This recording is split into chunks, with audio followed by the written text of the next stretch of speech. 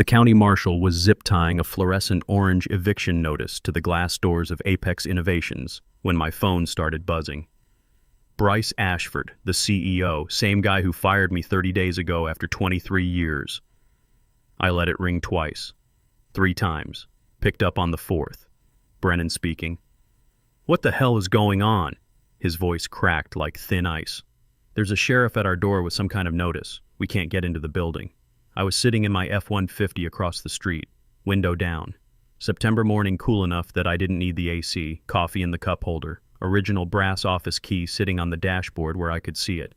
"What's going on," I said, keeping my voice flat, "is you forgot to renew your lease. And I didn't forget that I signed it." Silence. Then, "You can't do this." "Already did. You've got 48 hours to vacate. Property manager has the details." I hung up before he could respond. Set the phone on the passenger seat. Took a sip of coffee. It was still hot. Across the street, Bryce pushed through the front doors, read the notice, and his face went the color of old concrete. Troy Lawson, the CFO, stood behind him, already on his phone. Probably calling their lawyer. Good luck with that. Let me back up 3 weeks. That's when they fired me. Name's Calvin Brennan. Cal to anyone who's known me longer than 5 minutes. 58 years old. Spent 6 years in the Navy after high school. Got out in '91 and landed at Apex in 2001 when it was 7 people working above a pizza joint. 23 years I gave that place. Built every system from the ground up. HVAC, electrical, network infrastructure, security protocols. All of it. I knew that building the way you know an old truck. Which circuit breaker tripped when someone ran the microwave and the copier at the same time? Which pipe made that knocking sound before a cold snap? Where the main shutoff was because the plumber they hired in 2015 couldn't find it without me walking him through it. The meeting invite came at 4:58 p.m. on a Friday. Subject line, brief check-in, HR. No context, no warning, just a calendar event dropped on my schedule like a rock through a windshield. I walked in Monday morning wearing my work shirt with the Apex logo on the pocket. Gray, faded from too many washes, coffee stain on the collar I'd stopped trying to remove. That shirt had survived 4 company rebrandings and 2 office renovations. It was my armor. Haley Porter from HR was already seated in conference room B, 20-something, fresh MBA, probably younger than my daughter. She smiled the way a salesman smiles when he knows you can't afford what he's selling. Next to her sat Troy Lawson. Slicked hair, expensive watch, folder in front of him that he kept tapping like it contained launch codes. "Cal, thanks for coming in." Haley's voice had that corporate smoothness. "We wanted to discuss some organizational changes." I'd heard that phrase before, helped other people pack their desks after hearing it. Covered their shifts. The script never changed. Smile first, then the folder, then the apology that wasn't really an apology. Bryce walked in from the hallway, phone still pressed to his ear.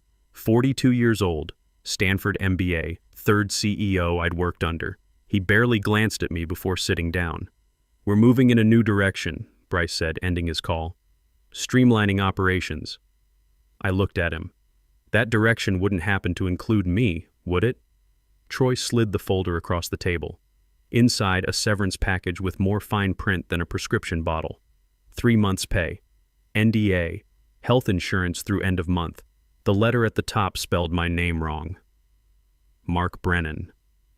23 years, and they couldn't get that right.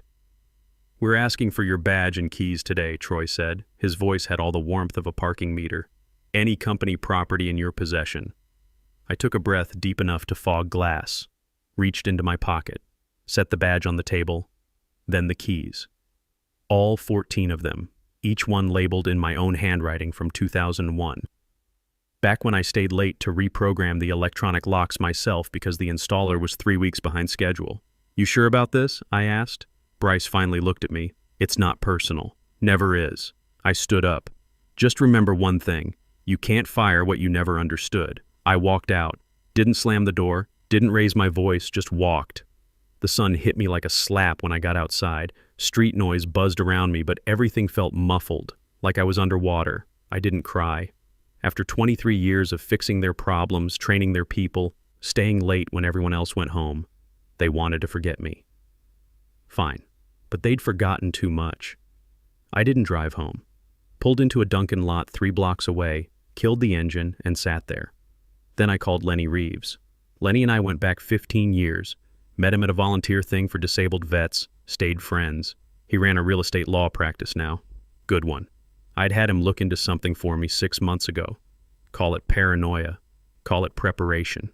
Either way, I was glad I did it. He picked up on the second ring. Cal, how'd it go? They fired me. A pause. So we're doing this? I looked at the Apex building in my rearview mirror. All those windows, all that expensive glass, all those people inside who had no idea what was about to hit them. Yeah, I said, we're doing this. 6 months ago, I'd asked Lenny to pull the original lease documents. Not because I expected to get fired, because after 23 years, you develop instincts. And mine were screaming. Tell me about the lease again, Lenny said that day over coffee at the diner near his office. The one from 2001. I'd stirred my coffee, watching the cream spiral. Walt Ferguson needed someone with decent credit to sign. Company had 7 employees and a fax machine. No bank would touch them. I put my name on it. As co-signer? As the lessee. Only name on the contract. Lenny had looked up from his legal pad. Cal, that's not co-signing. That's you renting the space and letting them use it. Yeah, well, Walt said it was temporary, just until they got on their feet. Did you ever transfer it? I'd shaken my head. Kept meaning to, but every renewal came around and I was the one who handled it anyway. Property manager Thomas Palmer, he only dealt with me. Guess it never seemed important. Lenny had made notes. This could be important. Let me research the terms. That was February. Now it was September, and turned out Lenny was right. Back in 2001, none of us knew Apex would become what it did. We were just trying to survive. Walt Ferguson had a software idea and enough charisma to convince 7 people to work for equity and hope. I was 35, recently out of a divorce, needed something to do besides sit in my apartment. Walt hired me to handle facilities, which meant everything nobody else wanted to do. Wiring, plumbing, fixing the ancient HVAC unit that sounded like a helicopter landing. I didn't mind. I was good with my hands. Navy taught me that. You learn to fix things when you're on a ship and the nearest repair shop is 1,000 miles away. I built that place from bare walls, pulled every Ethernet cable myself, installed the server racks, programmed the thermostats. When we finally got venture funding in 2004 and moved to the Meridian Tower building, I coordinated the entire move, packed every box, labeled every cable, made sure nothing got lost. The company grew. Walt brought in professional management. First CEO lasted 3 years, second one made it 5. Then came Bryce in 2019 and things started changing. Sarah died that year. My wife, cancer, fast and mean. 6 months from diagnosis to funeral. The company sent flowers to the service. Generic arrangement, card signed by HR. 3 people showed up. Dan Cortez from facilities. Thomas Palmer from building management. And 1 intern whose name I can't remember, kid who I'd helped fix his car in the parking lot once. Bryce didn't come. Sent an email 2 days later. Sorry for your loss. Take the time you need. I took 3 days. Came back to work because sitting in an empty house was worse. Nobody mentioned it again. Life moved on. Company kept growing. I kept showing up, kept fixing things, kept being invisible. December 2022, company holiday party. Rented out some restaurant downtown. Open bar, catered food, big screen showing company highlights. Bryce gave a speech thanking the leadership team for an incredible year. Went through names one by one. VP of Engineering, VP of Sales, CFO, Head of Product, Head of Marketing. I was standing 10 feet from the stage. He looked right past me. After the speech, I went home. Didn't stay for dinner. March 2023, I was in the server room replacing a failed cooling fan when my email dinged. Message from Troy Lawson to the CFO, accidentally CC'd to a facilities distribution list. Subject, Q2 cost reduction targets. I opened it. Recommend outsourcing facilities management. Current model is legacy overhead. Market rate for outsourced $8K a month versus Brennan's fully loaded cost, $12K a month. Additional benefit? Removes institutional knowledge dependency. Legacy overhead.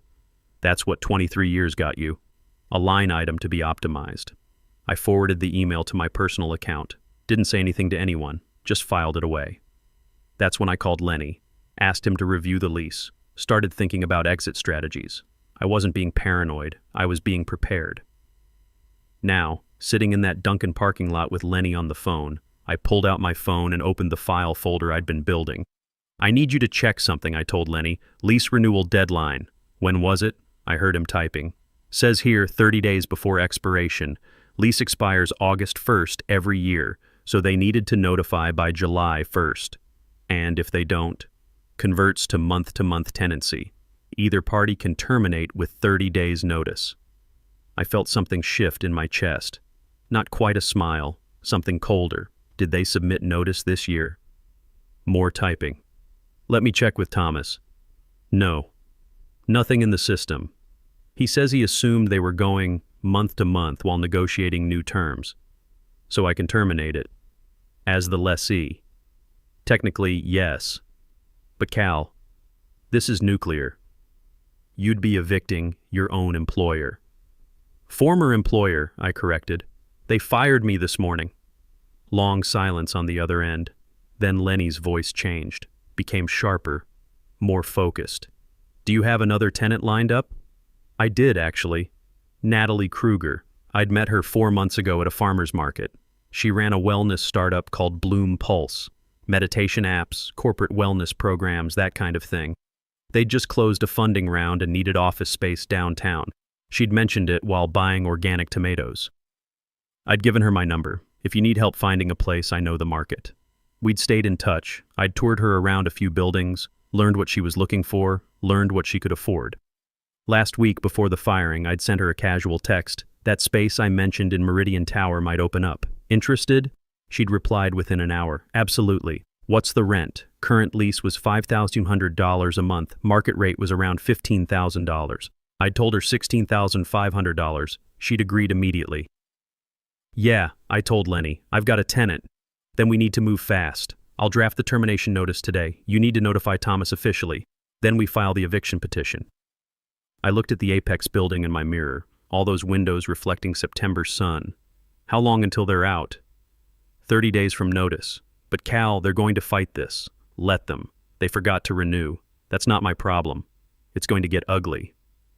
I thought about that email, legacy overhead. I thought about Sarah's funeral, 3 people. I thought about Bryce's speech, looking right past me like I was a ghost. "Good," I said. "I'm done being nice." Lenny had the paperwork ready by Thursday. I drove to his office in the late afternoon, signed everything at his conference table. The forms were clean, clinical, cold as January steel. Plaintiff, Calvin Brennan. Defendant, Apex Innovations LLC, current occupant of Suites 201-221, Meridian Tower. Grounds, failure to renew lease agreement per Section 7B, unauthorized subletting of premises, material breach of rental terms. That last part was a bonus I'd discovered. They'd been renting 2 back offices to some cryptocurrency operation. Mining rigs running 24/7, pulling enough power to trip breakers twice a month. I'd been resetting them, fixing the overloads, never got told why. Never got paid extra for it either. "You're sure about this?" Lenny asked, pen hovering over the notary section. I signed my name. Clear, firm strokes. "I'm sure." He notarized it, filed it electronically with the county court, paid extra for expedited processing. The confirmation email hit my phone with a satisfying ping. "They'll be served tomorrow morning," Lenny said. "County marshal will post the notice on their door. You'll get a copy via certified mail. How long do they have?" 30 days from posting. September 2nd to October 2nd. If they're not out by then, Sheriff's Department handles physical eviction. I stood up, shook his hand. "Thanks, Lenny.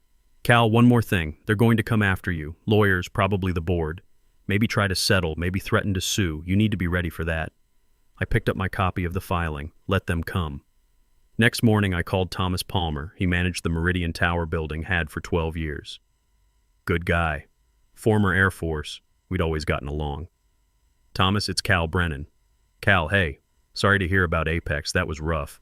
Word traveled fast in property management circles." "Yeah, well, that's why I'm calling. You're going to get some paperwork today. Eviction notice for Suites 201-2221. Silence on the other end. Then, "You're evicting them?" "They missed renewal. I'm exercising my rights as lessee." "Jesus, Cal, this is going to be a mess." "Probably. But I've got a replacement tenant ready to go. Bloom Pulse. They'll pay $16,500 a month, triple net 5-year contract. Natalie Kruger's the CEO. She'll contact you this afternoon. More silence. I could hear him processing. Does Apex know yet? They will in about an hour. Cal, they're going to fight this. Let them. Lease is clear. They didn't renew. That's not my fault. He sighed. All right. I'll handle it on our end. But you should know this is going to get ugly. Already is ugly. I'm just making it official. I hung up and poured myself more coffee. Stood at my kitchen window looking out at nothing in particular. The sky was clear. September sun warming everything up. Felt like a good day. My phone buzzed. Text from Dan Cortez. Emergency meeting just got called. All hands. Something's happening. I texted back. Keep me posted. 20 minutes later. Holy shit, Cal. Eviction notice on the front door. Orange paper, zip tied to the handles. CEO is losing it. I allowed myself a small smile. Another text. They're in conference room. Yelling. Can hear it from the hall. Then, Troy just said your name. Not good things. I sat down at my kitchen table, opened my laptop, checked my email. Nothing yet from Apex. But there was one from Thomas, forwarding the official notification. Per our conversation, attached is confirmation of lease termination for Suites 201-2221. New tenant, Bloom Pulse. Will take occupancy October 3rd. Please coordinate move out accordingly. Professional, clean, no emotion. That's when my phone rang. Unknown number. I let it go to voicemail. The voicemail was Haley Porter. Her voice had lost all that corporate smoothness. Cal, this is Haley from Apex. We need to talk. There's been some kind of mistake with the building lease. Can you please call me back? It's urgent. I deleted the voicemail, poured more coffee. Another text from Dan. They're calling lawyers. Bryce is on the phone with someone from legal. Troy keeps saying, how did we miss this? Me. Because nobody paid attention. Dan. Dude, they're freaking out. Like actual panic. Never seen anything like it. 5 minutes later, my phone rang again. This time it was a number I recognized. Apex main line. I answered. Brennan. Cal. It's Bryce. His voice was tight. Controlled. The kind of control that comes from barely holding it together. We need to talk about this lease situation. Nothing to talk about. You fired me. I terminated the lease. 30 days notice, per the contract. Cal, be reasonable. We can work something out. We'll increase your severance. Double it. And we'll make sure your name is on the new lease. Full recognition. Don't need your severance. And I don't want my name on your lease. What do you want then? I leaned back in my chair. Nothing you can give me. You had 23 years to recognize what I did for that company. You chose not to. That's on you. This is going to hurt a lot of people, Cal. Good people who had nothing to do with your termination. That almost got me. Almost. But then I remembered that holiday party. Bryce thanking everyone but me. Sarah's funeral. 3 people. Troy's email. Legacy overhead. Yeah, I said. It probably will. But you know what hurt? Getting fired after 23 years with my name spelled wrong on the paperwork. So I guess we're even. We can fight this.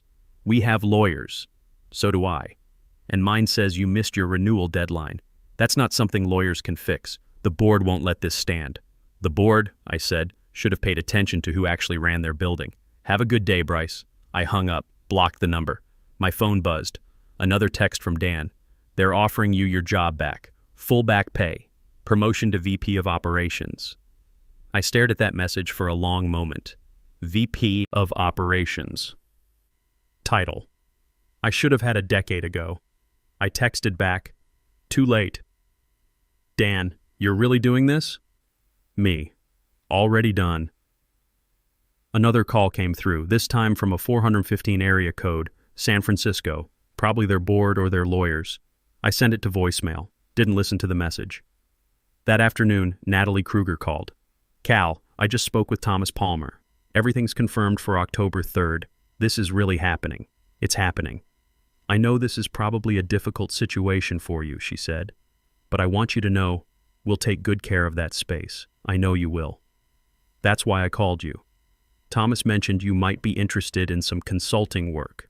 Building systems orientation, that kind of thing. We'd pay well. I looked around my kitchen.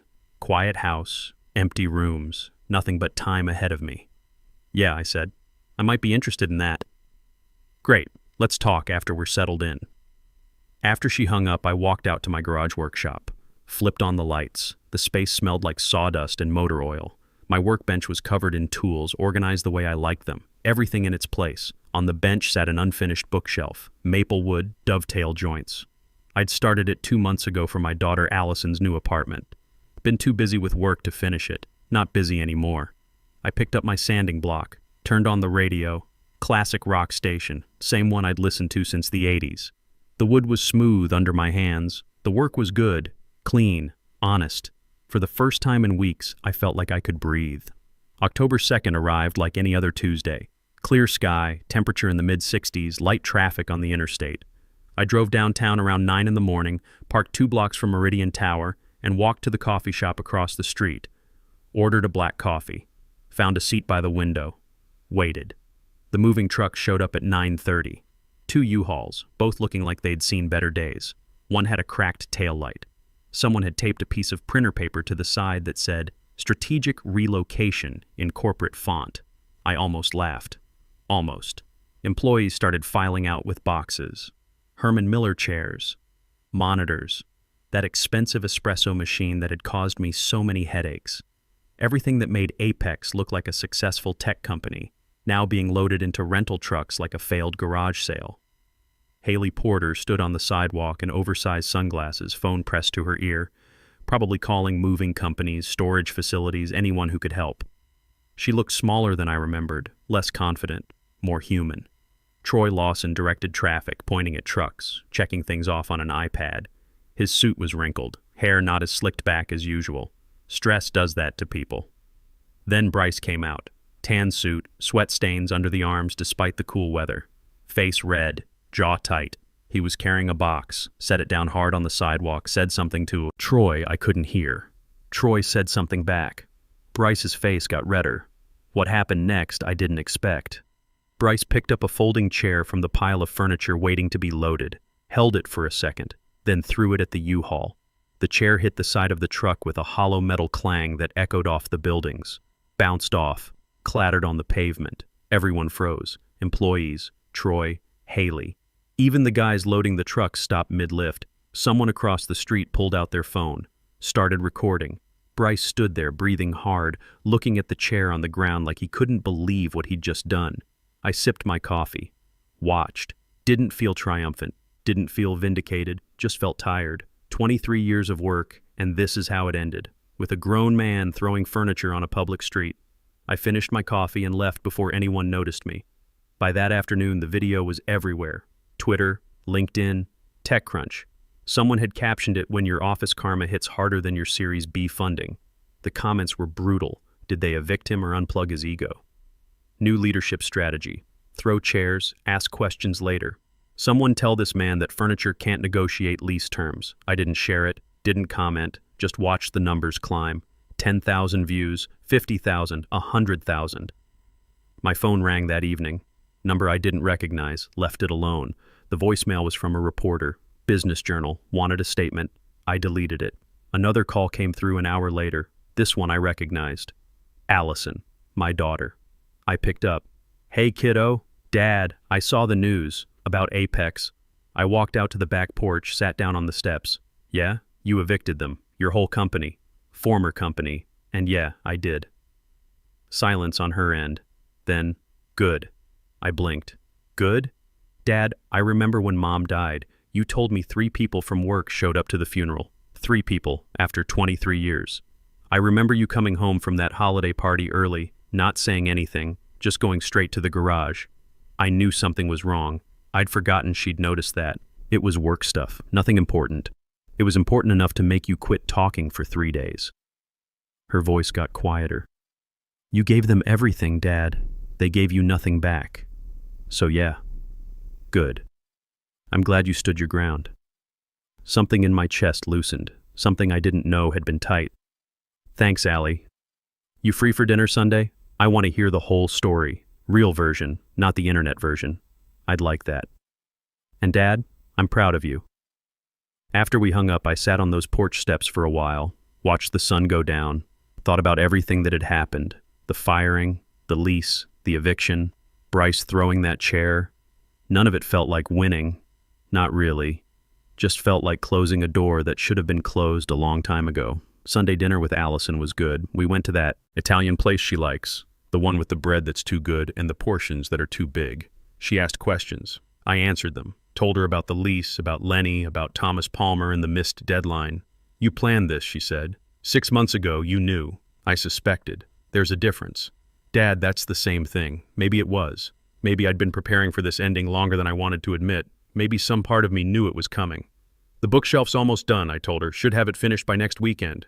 Her face lit up. Really? I thought you'd forgotten about it. Didn't forget, just had to deal with some things first. The following Wednesday, Bloom Pulse moved into suites 201, 221. Natalie called me that afternoon, asked if I could come by to walk her through the building systems, show her where everything was. I drove downtown, parked in the same spot I'd parked 1,000 times before, walked into Meridian Tower, took the elevator to the second floor. The doors to the suite were propped open.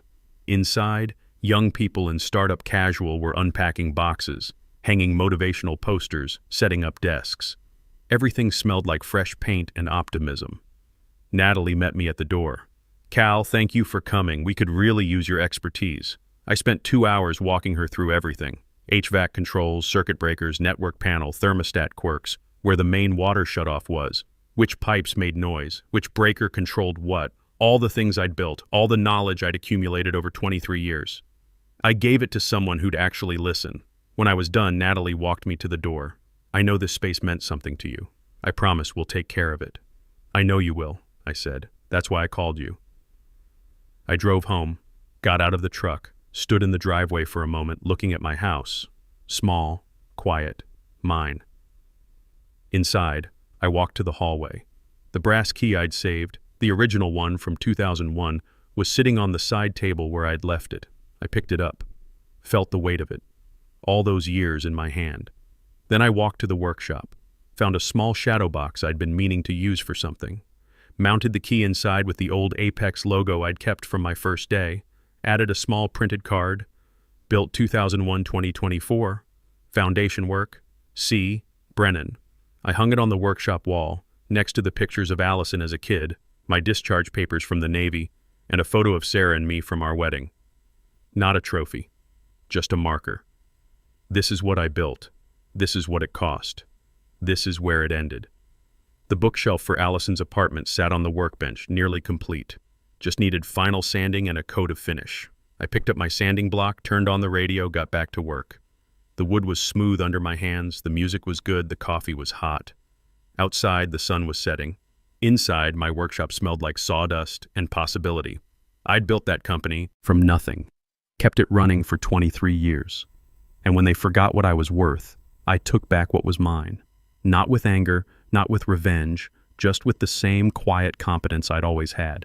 They wanted company property returned. I gave it back, all of it. The building, the keys, the knowledge, everything.